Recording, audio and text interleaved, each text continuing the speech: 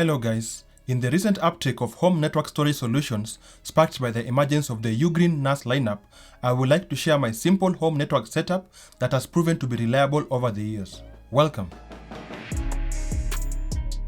This is my trusty Synology DiskStation DS720 Plus that I've been using as my NAS for the last 5 years. For those who don't know what a NAS is, it's basically a device that stores and shares files over your home or office network, more like your own personal cloud. I have used this NAS to mainly store my media library, family photos, and work documents. So far, it has been reliable, and the only major data loss issue I encountered resulted from a failed so-called high-endurance drive that I will disclose in a moment. The hardware on this NAS is pretty old, but still very capable for my needs. The unit is powered by a 4-core Intel Celeron J4125 CPU, which is very efficient. The NAS initially shipped with only 2GB of RAM, but I later added a 4GB RAM module that I bought from Amazon, bringing the total RAM to 6GB. The DS720 Plus has two SATA hard drive slots accessible from the front, into which you can fit only two 2.5-inch or 3.5-inch drives.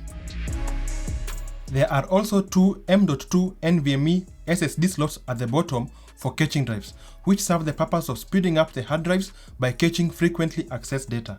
However, I converted the M.2 drives into regular storage volumes using a tutorial I found on YouTube.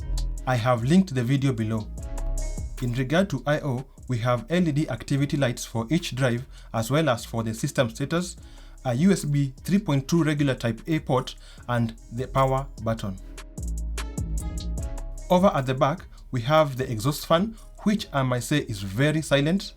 We also have two 1GB Ethernet ports which support link aggregation, an eSATA port for connecting an expansion bay if needed, a second USB 3.2 port, and finally the proprietary power port. Since the 65-watt power brick was a hassle to retrieve, this is a photo of it by Tech Legend. It is similar to a laptop power supply. I have mixed and matched drives in my NAS as I decided to use drives that I had lying around. The only drives I intentionally bought for the NAS are two IronWolf Pro 125 1TB NAS SSDs and a 2TB Viper VP4300 NVMe SSD. The other NVMe slot is populated by a 1TB Samsung 980 Pro SSD, which I originally intended for use with an OWC 1M2 enclosure that unfortunately failed on me, as I documented in this previous video. However, I do not recommend this kind of mix and match drive setup. If you have this NAS or a similar unit from another brand, I highly advise setting up a RAID system to protect your data. RAID Type 1 mirrors drives and allows at least one drive to fail without losing your data. For additional storage, I later bought this cheap Ugreen dual bay RAID hard drive enclosure that I connect to my NAS using the back USB 3 port. It has a solid aluminum shell casing which makes it feel premium despite its low price. At the front of the unit is a relatively flimsy plastic door that gives access to the drive base. Both 2.5 and 3.5-inch drives up to 16 TB capacity each are supported. I have personally installed a 3TB 3.5-inch hard drive and a 750GB 2.5-inch drive, both of which I had also laying around. As we proceed, please consider to show your support by liking and subscribing. The PCBs and internal electronics appear to be of decent quality. The door latch seems fragile, but considering it's not opened frequently, I guess it's just okay.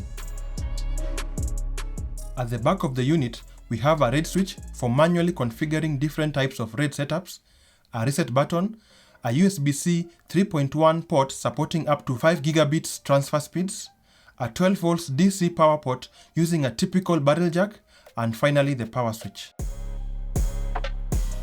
I mainly use this enclosure to back up data from the NAS, and it's also where I store my MB library. In future, I plan to install at least two 8TB hard drives in RAID 1 for data protection. I like this Synology NAS mainly because of its operating system called DiskStation Manager, or in short DSM, which is accessible through a web interface. It is one of the most polished NAS operating systems out there, and it works very reliably.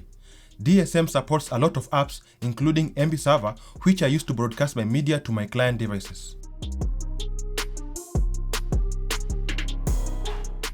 Synology also have their photo and video management app called Synology Photos. It is similar to Google Photos or iCloud Photos, only that your photos get stored locally as opposed to some server across the world. You can also view your photos from a smartphone or a smart TV. Another fantastic feature of DSM is the surveillance station that seamlessly allows you to manage your IP cameras. The companion surveillance app called DS Cam is very easy to use, especially when scrolling through recorded videos. For remote access, you can easily set up Synology Quick Connect within DSM. However, I personally prefer using Tailscale, which is much faster. Tailscale is a free service that creates a secure private network connecting all your devices like your phone, your laptop, and home computer, no matter where they are in the world. In simple terms, once Tailscale is set up on your NAS and the app is installed on your phone, logging into your Tailscale account lets your phone and the NAS connect and see each other privately over the internet. During my time using this NAS, I have only experienced partial data loss once, caused by the sudden failure of this IronWolf SSD. Given its high endurance rating, the failure came as a complete surprise. I replaced the faulty drive with a 2.5-inch hard drive, which I now use primarily for recording surveillance footage. So, my friends, that's an overview of my home NAS setup. Although I like this Synology NAS very much and it has proven to be reliable, I wouldn't advise anyone to buy from Synology because of their anti-consumer moves. These questionable moves include removing HEVC video transcoding support from DSM 7.2.2 and later versions as a strategic move to offload media processing to client devices, a major hit to its performance as a home media server. Another rogue move was that of restricting compatible drives to expensive Synology approved drives only. However, they appear to have backtracked on this recently due to heavy backlash. I personally recommend trying one of the recently released Ugreen NAS devices, which are relatively cheaper, have better hardware, and give the user more control over their device. If I manage to purchase one, I will be sure to review it here for you. Thanks for watching, and please consider subscribing to help me deliver better content. See you in the next video.